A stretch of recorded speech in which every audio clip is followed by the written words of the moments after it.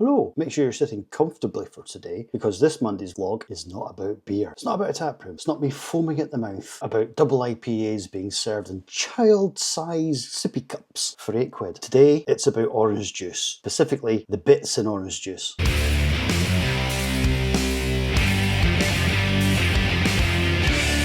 I know, what a premise, right? A full vlog of a grown man shouting about pulp. But trust me, by the end of this, you'll either be fully converted or looking at your breakfast glass tomorrow morning thinking, I'll never drink this the same way again. Let's wind it back a bit. Let me tell you about my late father-in-law. A man so committed to value for money, so utterly driven by the idea of squeezing every last drop out of life, and apparently orange juice, that he managed to turn a perfectly ordinary beverage into an art form. Now, some people have superpowers. Some folk are brilliant with numbers. Some can fix anything with a roll of gaffer tape. Some know every single NWA champion right back to the very beginning. Me, I can recite every lyric to Metallica's Black Album. Him, he was the king of bits. His thing was, whatever you had, however good it was, he believed you could make it better. The man had a relentless, borderline obsessive DIY attitude to life. And nowhere was this clearer than in his orange juice habits. You know how some people are fussy about their OJ? Some like it smooth, pure liquid sunshine. Some like it with bits, like they've just French kissed a fruit salad. And then there's the weirdos that like it lightly pulpy. Like, what is that about? Commit to something. Pick a side, coward. Now, my father-in-law, he was all about the bits. He wanted his orange juice so pulpy, you need a knife and fork to get through it. The problem though, the supermarkets were stitching him up. He'd buy the fanciest, most expensive orange juice they had. One with the gold embossed label that makes you feel like you're one of the landed gentry. And it still wouldn't have enough bits. And this man, being the frugal, tight-fisted old sod that he was,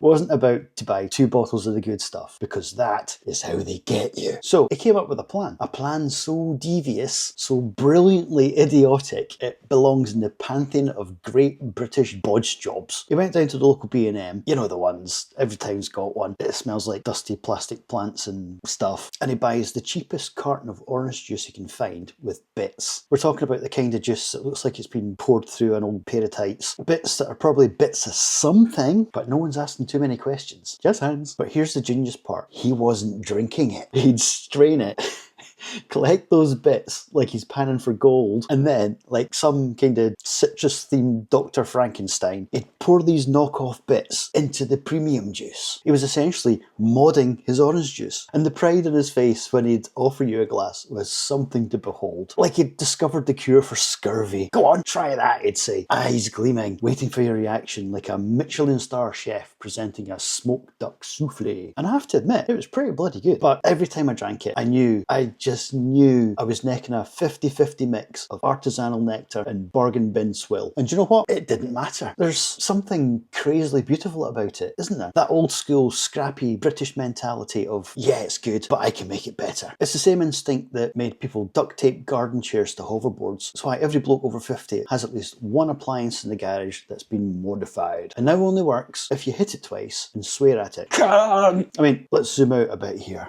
This isn't new. People have been fiddling with their food and drink since the dawn of time. You think Stone Age man just drank water straight from the stream? Of course he didn't. He dropped a few berries in it and gave it a swirl. First craft cocktail right there. Romans, they were dropping pine resin in their wine. Victorians, mixing gin with quinine because malaria was a bastard. And my father-in-law, dropping extra bits into his orange juice.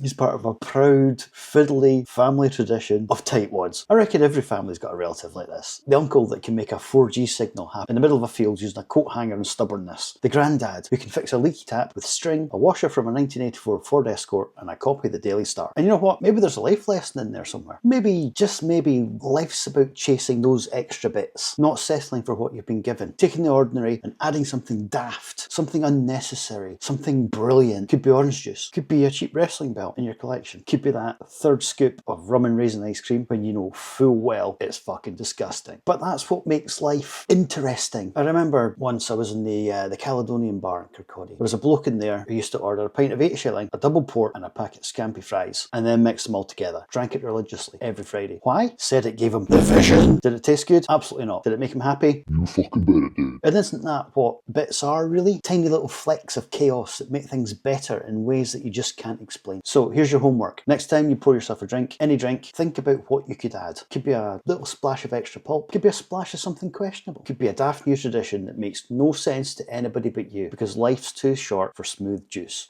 Right, I've waffled on long enough. If you've enjoyed this utterly pointless journey into orange juice modification and DIY brilliance, do the usual. Like, subscribe, ring the bell, leave a comment. Tell me if you're team bits, team smooth, or team I have vodka to mine before 10 AM. Don't judge me. And remember, whatever life gives you, add more bits. See you next Monday, you beautiful bastards.